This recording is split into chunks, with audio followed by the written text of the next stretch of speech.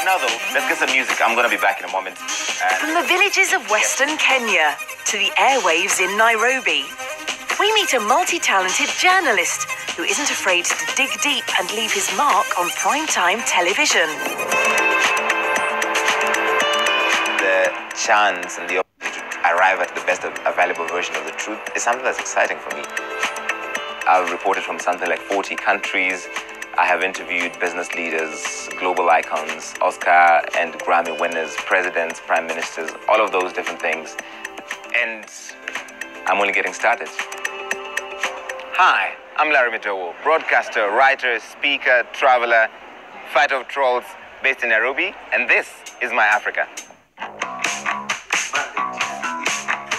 At 30, Larry Madowo is one of the biggest names in Kenya TV. But the commission has also taken instructions from other parties. He created a name for himself using multiple platforms to cover topics from business and politics to pop culture and entertainment.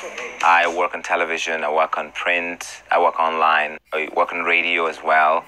I speak at a lot of events. I'm a tech wannabe. I'm a wannabe tech, if you can say that. I give a lot of Kenyan artists a platform because I am genuinely a fan of Kenyan music. And I had a show where they had a big audience, and I didn't think of a better way to give back to them than by allowing them onto that platform. With a political TV show, a radio show, and a newspaper column, Larry has his hands full. But before all the fame and success, he had his share of struggles. By 14, he had lost both of his parents. And that my earliest memories are often not having things that other kids had. People came to school and talked about, oh, my dad did this, or my mom did this, and I didn't have that. But when we grew up with so much little, we grew up with almost no privilege at all, you learn to appreciate the small things. When the trains run on time, when you can get to where you're going without getting stuck in traffic, when you can make a call to a remote part of the country, or you can use mobile money to pay for something. These are small miracles happening every day, and we're living through this in Africa. But I figured there might be one career in which that is useful, and journalism naturally came to me. In 2014, he graduated from Daystar University. Because then you become comfortable and become complacent, and that's a terrible feeling. You stop growing, you stop... He also worked as a freelance writer to help pay tuition. Those articles helped land him his first TV job at KTN, Kenya Television Network. It earned me a job on television as a trainee reporter at the ripe old age of 20. And from then on, I told myself, if I get this job, I'm not going to need to ask for another interview because the next one will come and the one after that. And so far, that has been the case. He had never been in a studio prior to KTN, but he quickly made an impression and moved to NTV, where he hosted The Trend in 2012. They expect journalists to ask the questions, the guests answer, and you say thank you for coming. That's not how I do it. The show explored trending topics in arts, music, entertainment, and technology.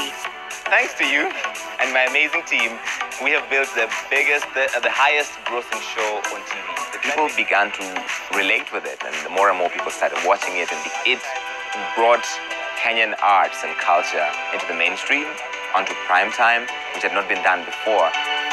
One of the most exciting things about my job is you never know what a day is going to turn out to be. You might be interviewing a Nobel Peace Prize winner, or you might be interviewing a market woman, and they both have valuable insights on the way of life.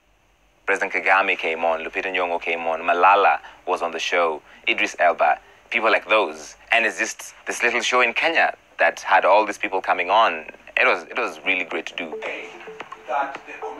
He now hosts the political show Sidebar on NTV. Yes, I want to respond also. I keep doing this because I want to see myself as being involved in the development of my country and my continent. Critical journalism is being able to cover the difficult stories and ask the hard questions. When Larry isn't interviewing politicians on Sidebar, I'm going to need for everybody to just chill out. He hosts the Larry Madowo Show on Nation FM. The Larry Madowo Show on Nation FM is one of my favorite things to do. Right now, though, let's get some music. I'm going to be back in a moment, and I've got some interesting guests also coming up. He has also left his mark on a more traditional way of delivering news, as a columnist for the Daily Nation. And with more than 1 million Twitter followers, there's really no media platform he doesn't touch. I don't go out of my way to make it particularly pleasant for them. I speak my mind. It's not always popular, but it's got to be said. I think, oh yes, now the light. It's not. Oh right, that is a lot of food. This is a lot of food. It I'm looks, excited. if you're worried about people liking you, you will not be able to leave your house. The hate will crush you. My sister, come on. The best advice anybody ever gave me was my mother, which is to respect everyone. I try to practice that every day. Despite his busy life, Larry still takes the time to speak at events and universities, What's up? inspiring others. I got on TV because somebody took a chance on me, without experience, without anything really. And what I've tried to do in my career is also to give the same opportunity I was given to someone else. It's sending the elevator back down.